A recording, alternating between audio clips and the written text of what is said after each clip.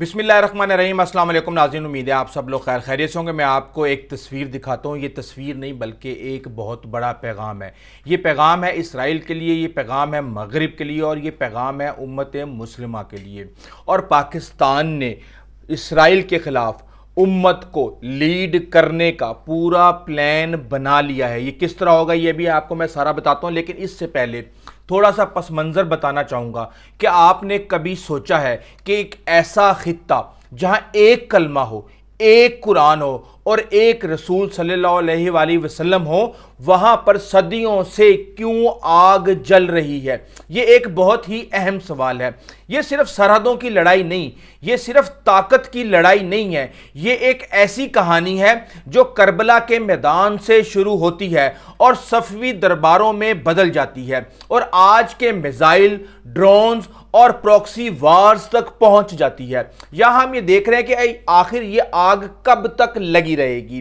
किसने इसे हवा दी और आज का सबसे बड़ा फायदा किसको हो रहा है। जब आप ये सारा खेल समझ जाएंगे तो आपको आज जो कुछ भी हो रहा है उसकी भी समझ आ जाएगी और जो कल होने जा रहा है उसकी भी समझ आ जाएगी। देखें, एक फैसला जिसने तारीख को बदल दिया। आपको पता है 672 ईस्वी में जब हजूर सल्लल्लाहु अलैहि वसल्लम का वसाल होता है और एक सवाल उठता है कि क़यादत किसके पास जाएगी। यहाँ से दो रास्ते सामने आते हैं। एक ये कहा जाता है कि क़यादत उम्मत के मशवरे से होगी और दूसरा कहा जाता है कि क़यादत अहले बैत का हक है। ख़ास तौर पर हज़रत अली के बारे में कहा गया और फिर यहाँ से ये इख्तलाफ शुरू हो जाता है और ये एक सियासी इख्तलाफ था, लोग ये कहते हैं, लेकिन बाद में ये एक अकीदे में तब्दील हो गया और एक शनाख्त बन गया। अब हम ये देखते हैं कि जब करबला के अंदर ये एक जंग नहीं थी, ये एक नज़रिया था और 680 ईस्वी के अंदर जब वाक़या करबला होता है, एक तरफ ताकत होती है, दूसरी तरफ हक होता है। इमाम हुसैन खड़े हैं जुल्म के ख़िलाफ़ और शहादत कबूल करते हैं। ये लम्हा शिया इस्लाम की रूह बन जाता है और ये सिर्फ तारीख़ नहीं, ये जज्बात है, अकीदा है, मज़ाहमत की अलामत है। और उसके बाद हम ये देखते हैं कि ईरान जो कि हमेशा से शिया रियासत नहीं थी, यहाँ पे एकदम से एक हैरान कुन मोड़ आता है और हम ये देखते हैं कि जो आज शिया इस्लाम का मरकज़ बना हुआ है ईरान, वो सदियों तक सुन्नी था और खिलाफत अब्बासिया के दौरान बगदाद इल्म और ताकत का मरकज़ था। ईरान इस निज़ाम का हिस्सा था, लेकिन फिर तारीख़ ने यू टर्न लिया और हम ये देखते हैं कि एक नौजवान बादशाह एक इनकलाब की सूरत में ईरान के अंदर आता है और वहाँ पे शाह इस्माइल सफ़वी जो कि इसका एक विजन था और वो ऐलान करता है कि ईरान अब शिया होगा। और ये सिर्फ ऐलान नहीं था बल्कि कहा यह गया कि ये एक रियासती मंसूबा था और ज़बरदस्ती अकीदा तब्दील करवाया गया, इसके ऊपर इल्ज़ाम लगाया जाता है और शिया उलमा को इराक़ और लिबनान से बुलाया गया। नई मजहबी शनाख्त यानी अकीदे की शनाख्त बनाई गई और यही वो लम्हा था जहाँ पे ईरान हमेशा के लिए बदल गया। अब हम ये देखते हैं कि एक मैदान में एक और ताकत मौजूद थी उस वक्त जब 15वीं सदी में ये सब कुछ ईरान में हो रहा था और वो थी सल्तनत उस्मानिया, सुन्नी खिलाफत, ताकतवर, वसी और सामने था शिया ईरान। अब यहाँ पे हम देखते हैं कि एक जंग होती है और जंग चाल दरान के बारे में अगर आप हिस्ट्री के अंदर जाके पढ़ेंगे कि किस तरह उस्मानिया खिलाफत के शहजादों को पनाह दी गई, किस तरीके से बगावत की गई, किस तरीके से लड़ाई हुई, तो वो आपको सब कुछ वहाँ पे पता चल जाएगा। और ये सिर्फ एक जंग नहीं थी, ये दो नज़रियात का टकराव था। यहाँ से नफ़रतें सरहदों में तब्दील हो गई और सरहदें दुश्मनी में तब्दील हुई। यही वजह है कि तुर्की और ईरान के ताल्लुकात के बारे में हमेशा शक व शुबहात का इजहार किया जाता है, क्योंकि माजी में सदियों पुरानी जो तारीख़ है वो उनको कोई और सबक सिखाती है और अब जो हो रहा है इसके पस मंज़र में भी कुछ ना कुछ इस तरह की चीज़ें शामिल हैं। अब हम ये देखते हैं कि सदियाँ गुजर जाती हैं लेकिन आग नहीं बुझती और फिर आता है 1979, ईरान में इनकलाब آیت اللہ خمینی آتے ہیں اور اس کے بعد ہم یہ دیکھتے ہیں کہ وہ ایک پیغام دیتے ہیں کہ یہ انقلاب صرف ایران کا نہیں ہے، یہ پوری امت کے لیے ہے۔ یہاں پہ ہم دیکھتے ہیں کہ جو سنی ورلڈ خاص طور پہ سعودی عرب اس کے کان کھڑے ہو جاتے ہیں اور خلیج میں ایک خوف پھیل جاتا ہے کہ یہ اب ایکسپینشن کی طرف آئیں گے۔ اب ہم یہ دیکھتے ہیں کہ سعودی عرب جو کہ سنی اسلام کا مرکز یعنی سنی دنیا کا مرکز سمجھا جاتا ہے، اور ایران جو شیعہ انقلاب کا پرچم بردار اپنے آپ کو کہتا ہے، وہاں پہ دونوں خود کو لیڈر سمجھنا شروع کرتے ہیں اور ایک کولڈ وار شروع ہو جاتی ہے۔ اب یہ جنگ براہ راست نہیں ہو رہی تھی اور ایران اور خلیجی ممالک جو ہیں وہ براہ راست نہیں لڑ رہے تھے، لیکن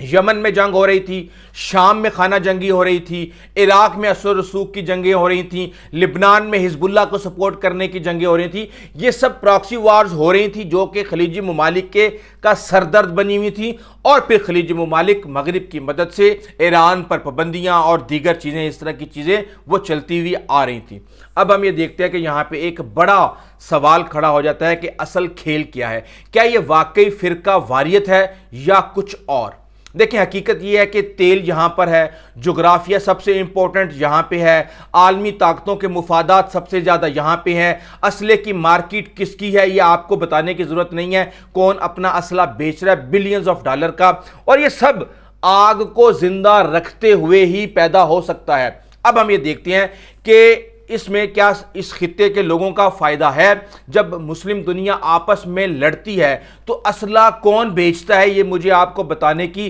ضرورت نہیں، تیل کی قیمتیں پوری دنیا کے اندر کون کنٹرول کرتا ہے یہ مجھے آپ کو بتانے کی ضرورت نہیں، اور اس کے ساتھ ہی جن کے جواب اکثر ٹی وی پر نہیں ملتے وہ یہ ہے کہ یہ لڑائی صرف شیعہ اور سنی کی نہیں ہے، بلکہ اس میں تاریخ شامل ہے، اس میں سیاست شامل ہے، اس میں طاقت شامل ہے، اور اس میں مفادات کا ملاپ شامل ہے۔ اب جب ہم یہ دیکھتے ہیں کہ مسلم دنیا اپنی تاریخ کو سمجھ کر اپنی ترجیحات کو خود طے کرے گی تو یہ آگ کبھی پوری طرح نہیں بجھے گی جب تک ہم یہ سارے کام نہیں کریں گے، اور پورا مشرق وسطیٰ اس وقت جو ہے وہ آگ کی لپیٹ میں ہے۔ اب اس کے ساتھ ہی اب ہم یہ دیکھتے ہیں کہ گلف ممالک کو یہ احساس ہوتا ہے اسی ساری صورتحال کے درمیان کہ اسرائیل اب ان کے لیے خطرہ بنتا جا رہا ہے، اور جب یہ جنگ شروع ہوئی جس میں گلف ممالک سے ڈسکس بھی نہیں کیا گیا بلکہ وہ ایران کے ساتھ اپنے معاملات کو سفارتی تعلقات کی بنیاد پر حل کرنا چاہتے تھے، وہ جنگ نہیں چاہتے تھے، تو جنگ شروع ہو گئی، اور اس کے بعد اب گلف ممالک کو یہ احساس ہو گیا ہے کہ علاقائی شراکت داروں کے ساتھ مل کر ان کو کوئی نہ کوئی حکمت عملی بنانی پڑے گی۔ وہ مکمل طور پہ امریکہ کو اس وقت رد نہیں کر سکتے، لیکن اس کے علاوہ ان کو اپنی فوجی صنعت، فضائی دفاع کو فروغ دینے کے لیے علاقائی طاقتوں کے ساتھ اتحاد کرنا پڑے گا۔ اور پھر ہم یہ دیکھتے ہیں کہ خلیجی ممالک اپنے آپس کے اختلافات کو ابھی بہرحال ہمارے پاس جو خبریں آ رہی ہیں، یو اے ای ایک الگ ڈائریکشن میں جا رہا ہے، بحرین جو ہے یو اے ای کے ساتھ مل کے اسرائیل کے ساتھ دفاعی معاہدے کرنے جا رہے ہیں، لیکن جو قطر ہے، سعودی عرب ہے اور دیگر ممالک ہیں ان کا الگ ایک ویژن ہے، اور یہ تصویر جو میں نے آپ کو دکھائی تھی یہ اس کی عکاسی کر رہی ہے۔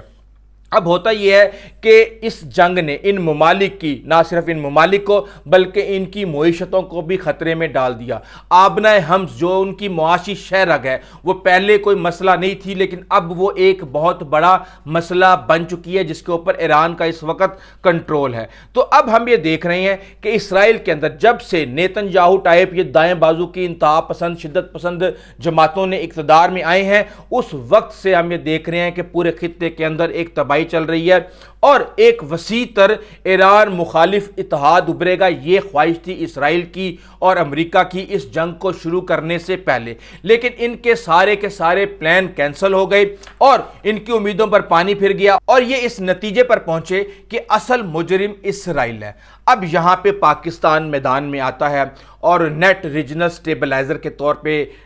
پیش ہوتا ہے۔ پاکستان ان کو سمجھاتا ہے کہ دیکھیں، اسرائیل ایران کی گیس پائپ لائن تباہ کرتا ہے تو ایران جو ہے وہ قطر کی گیس پائپ لائن تباہ کر دیتا ہے۔ 18% پروڈکشن جو ہے وہ فوری طور پہ ختم ہو جاتی ہے۔ اب اس کو ریپیئر کرنے کے لیے آپ کو 2 سے 5 سال درکار ہیں، $20 بلین کا نقصان ہو گیا۔ تو یہ اس پہ اسرائیل تو یقینی طور پہ خوش ہوگا کہ مسلمانوں کا نقصان ہو رہا ہے، مسلمان آپس میں لڑ رہے ہیں، لیکن اس کے ساتھ ہی ہم یہ دیکھ رہے ہیں کہ ایک اسلامک نیٹو کا کنسپٹ سامنے آ گیا ہے۔ اسرائیل کے سابق وزیر اعظم نفتالی بینٹ اس کا پہلے ہی اشارہ کر چکے ہیں کہ 4 ممالک جس میں ترکی، مصر، قطر اور پاکستان ہیں مل کے ایک اتحاد بنانے جا رہے ہیں۔ ترکی کے بعد ہم یہ دیکھ رہے ہیں کہ سعودی عرب جو ہے وہ پاکستان کے ساتھ پہلے ایک معاہدہ ہو چکا ہے، ترکی کے ساتھ معاہدے کے اوپر کام ہو رہا ہے، پاکستان بھی ترکی کے ساتھ ایک بڑا معاہدہ کرنے جا رہا ہے۔ اب اس سے پہلے یہ امید تھی کہ سعودی عرب جو ہے وہ اپنی تمام تر دفاع کی ذمہ داریاں امریکہ اور اسرائیل پر ڈال کے اور وہ ابراہم اکارڈ کا حصہ بن جائے گا، لیکن اب یہ ساری کی ساری چیزیں بالکل ختم ہو چکی ہیں۔ اسرائیل کو چھوڑ کے سعودی عرب نے پاکستان کا انتخاب کیا ہے، ریاض ترکی کے ساتھ معاہدہ کرنے جا رہا ہے اور یہ 4 ممالک ایک بڑا اتحاد بنائیں گے اور سعودی عرب اس کے اندر پھر ایک انڈیپینڈنٹلی شامل ہو جائے گا، جبکہ بحرین اور یو اے ای کے حوالے سے میں آپ کو بتا چکا ہوں کہ یہ پلاننگ کی جا رہی ہے، اس کے اوپر ابھی تک کنفرمیشن نہیں ہے، لیکن کئی خبریں خفیہ طور پہ آ چکی ہیں کہ ان کا خفیہ معاہدہ دفاع کے حوالے سے ہو رہا ہے اور بہت زیادہ ویپنز جو ہیں وہ اسرائیل سے خریدے جا رہے ہیں۔ جب کسی بھی ملک کی فوج جس ملک سے ویپنز خریدنا شروع کر دیتی ہے تو آپ سمجھ لیں کہ ان کے آپس کے تعلقات جو ہے وہ بہت امپورٹنٹ ہو گئے ہیں، کیونکہ ملٹری ٹو ملٹری ریلیشن شپ کسی بھی اس وقت خارجہ پالیسی میں سب سے زیادہ اہم سمجھی جاتی ہے۔ اور اب اس وقت امریکہ کے اوپر خلیجی ممالک کسی بھی طرح بھروسہ کرنے کے لیے تیار نہیں ہے۔ 1-2 دہائیوں سے جو ایگریمنٹ چل رہا تھا وہ ایگریمنٹ یہ تھا کہ ڈیٹیرنس کا مطلب یہ ہے کہ ایران کو یہ خدشہ ہو کہ وہ امریکہ میدان میں آئے گا، اس کا دفاع کرے گا خلیجی ممالک کا اور جنگ شروع نہ ہو، لیکن ہم یہ دیکھتے ہیں کہ یہ جنگ خود امریکہ اور اسرائیل نے شروع کر دی، یعنی کہ یہ جو ڈیٹیرنس کا کنسپٹ تھا، یہ جو امریکہ پر بھروسے کا ایک کانٹریکٹ چل رہا تھا وہ اب ٹوٹ چکا ہے اور ہم یہ دیکھ رہے ہیں کہ طاقتور ترین فوج کو ایران نے یہ ثابت کر دیا اور وہ اس کو میز پر لے آئے ہیں ٹیبل پہ۔ اب اس وقت ٹرمپ یہ کہہ رہے ہیں کہ ہم نے سیز فائر کو نہیں بڑھانا، لیکن پھر سیز فائر کو انہوں نے خود بڑھایا۔ اب غیر معینہ مدت کے لیے یہ سیز فائر ہے، لوگ ڈر رہے ہیں کہ پتہ نہیں کسی بھی وقت حملہ ہو سکتا ہے۔ بہرحال اس وقت ٹرمپ بھی جنگ نہیں چاہتے۔ اب وہ جو حصہ ہے یہ جو کرۂ ارض کے اوپر پورے تیل کا 20 سے 25% کا مالک ہے، وہاں پہ بد امنی کا مطلب یہ ہے کہ پوری دنیا کے اندر بد امنی ہو۔ اور اب جو گلف ممالک ہیں وہ یہ چاہتے ہیں کہ اس وقت کسی بھی صورت ایران کو مرضی کی قیمت نہیں دی جا سکتی۔ آپ آبنائے حمز پر ایران کا حق تسلیم کر کے ہم عرب ممالک کو یرغمال نہیں بنا سکتے۔ ہماری توانائی، ہماری شپنگ، ہماری فائنانس، ہماری صنعتی آزادی، ان سب کے آگے یہ رکاوٹ بن جائے گی۔ تو اب اس حوالے سے ہم یہ دیکھ رہے ہیں کہ چیزیں جو ہیں وہ بڑی تیزی کے ساتھ بڑھ رہی ہیں۔ عرب اتحاد جو ہے یہ اشارہ کر رہا ہے کہ امریکی سیکیورٹی گارنٹی جو ہے وہ اب لوہے کی پوشاک نہیں رہی اور یہ قابل اعتماد پیشن گوئی کے طور پہ بھی اس کو نہیں لیا جا سکتا، اور استحکام اور خوشحالی کو انہوں نے ترجیح دی تھی، لیکن جنگ نے ان کے تمام تر منصوبوں کو کینسل کر دیا ہے اور اب یہ یرغمال ہیں، انہیں ٹول ٹیکس دینا پڑ رہا ہے اور پاکستان نے یہ پلان بنا لیا ہے۔ کیونکہ اب یہ دیکھ لیں، آپ قطر کے اوپر حملہ کیا اسرائیل نے، اس وقت ہی سعودی عرب کو یہ بات سمجھ آ گئی تھی کہ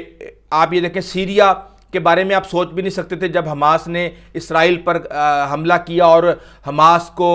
جو بھی 3 سال مشکلات کا سامنا رہا بمباری کی صورت میں، لیکن حماس مکمل طور پر ختم نہیں ہوئی۔ اس کے بعد سیریا کے اندر ایکسس آف ریزسٹنس کو توڑا گیا، بشار الاسد کی حکومت جو کہ پرو ایران تھی اس کو ختم کیا گیا۔ سعودی عرب اور ترکی یہ سمجھتے تھے کہ شاید اب ایران کے اندر معاملات ٹھیک ہو جائیں۔ اسرائیل نے عربوں کی ثالثی کے اندر شام کے ساتھ کانٹریکٹ کرنے سے انکار کر دیا، وہاں پہ سیریا کی زمین گولان ہائٹ کے اوپر قبضہ کر لیا، اور اس کے بعد پھر یہ کوئی نہیں سوچ سکتا تھا کہ اب 2026 کے شروع میں ہی ایران پر حملے شروع ہو جائیں گے، ایران میں رجیم چینج کی کوشش کی جائے گی، لیکن وہ بھی ہو گیا۔ اور اب اگلا ٹارگٹ اسرائیل کا ترکی ہے۔ ترکی